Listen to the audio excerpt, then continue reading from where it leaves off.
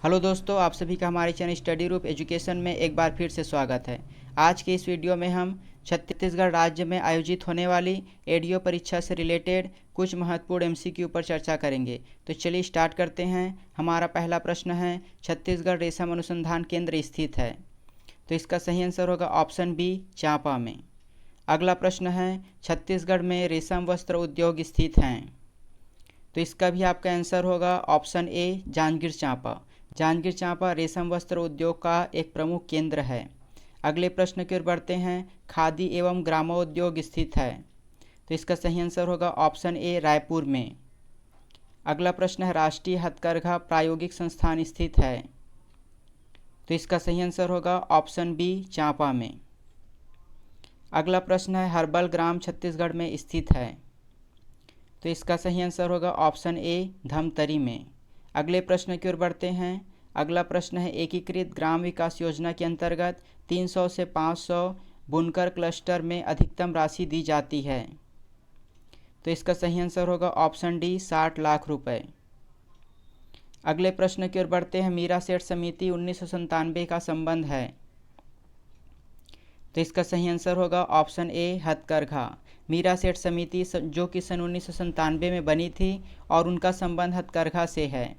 अगले प्रश्न की ओर बढ़ते हैं। अगला प्रश्न है, दीनदयाल हथकरघा परियोजना प्रारंभ हुआ है। तो इसका सही आंसर होगा ऑप्शन बी, सन 2000 में। अगले प्रश्न की ओर बढ़ते हैं। अगला प्रश्न है, तेंदुपत्ता संग्रहण अधिनियम बना है। तो इसका सही आंसर होगा ऑप्शन बी, सन 1964 में। परीक्षा की दृष्टि से यह महत्वपूर्ण है। तेंदुपत्ता संग्रहण अधिनियम कब बना? तो वह बना था सन 1964 में। अगले प्रश्न की ओर बढ़ते हैं। अगला प्रश्न है, छत्तीसगढ़ राज्य लघु वनोपज संघ का गठन हुआ था। तो इसका सही आंसर होगा आपका अक्टूबर 2010 में। यह भी महत्वपूर्ण है, इसे भी याद रखिएगा। छत्तीसगढ़ राज्य लघु वनोपज संघ का गठन अक्टूबर 2010 में हुआ था। अगले प्रश्न की ओर बढ़ते हैं। अगला प्रश्न है, लघु वनोपज है, इसमें से कौन से लघु वनोपज हैं? तो इसका सही आंसर होगा उपरोक्त सभी। यहाँ पर बांस, इमली और लाख ये तीनों लघु वनोपज के अंतर्गत आते हैं। अगला प्रश्न है, छत्तीसगढ़ वन अनुसंधान एवं प्रशिक्षण केंद्र है। तो इसका सही आंसर होगा ऑप्शन बी, रायपुर में। अगले प्रश्न की ओर बढ़ते हैं। छत्तीसगढ़ को हर्बल स्टेट कब घोषित किया गया? तो इसका सही आंसर होगा जुलाई 2001 में। यह भी महत्वपूर्ण है कि छत्तीसगढ़ को हर्बल स्टेट कब घोषित किया गया। तो इसका आंसर होगा आपका जुलाई 2001। अगले प्रश्न की ओर बढ़ते हैं। स्व सहायता समूह के सदस्यों की आदर्श संख्या है। तो इसका सही आंसर होगा ऑप्शन सी, 10 से 20। 10 से 20 सदस्यों की संख्या को स्व सहायता समूह के लिए आदर्श संख्या मानी जाती है। अगले प्रश्न की ओर बढ़ते हैं। स्व सहायता समूह की गढ़पूर्ति के लिए आवश्यक सदस्यों की संख्या है।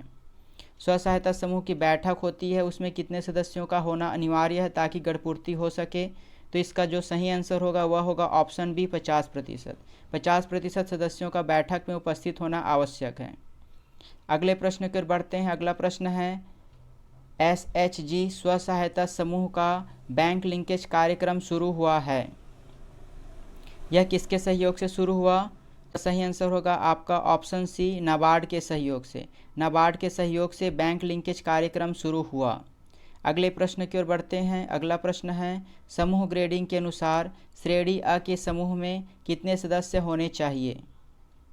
तो इसका सही आंसर होगा ऑप्शन डी, 10 से 20 सदस्य। अगला प्रश्न है, स्व सहायता समूह को सामग्री क्रय बीमा हेतु राशि दी जाती है, उसका भुगतान कौन करता है?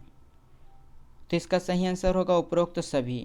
DRDA, स्वरोजगार और बैंक, ये तीनों जो हैं वो भुगतान करते हैं।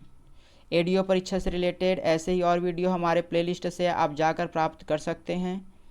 अगले प्रश्न की ओर बढ़ते हैं। अगला प्रश्न दिया गया है, स्व सहायता समूह में ग्रेडिंग कितने समय में की जाती है?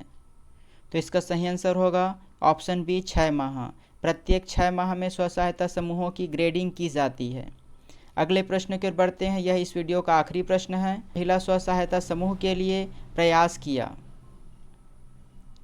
तो इसका सही आंसर होगा ऑप्शन बी, मोहम्मद यूनुस, जिन्हें 2006 में नोबेल पुरस्कार प्रदान किया गया था।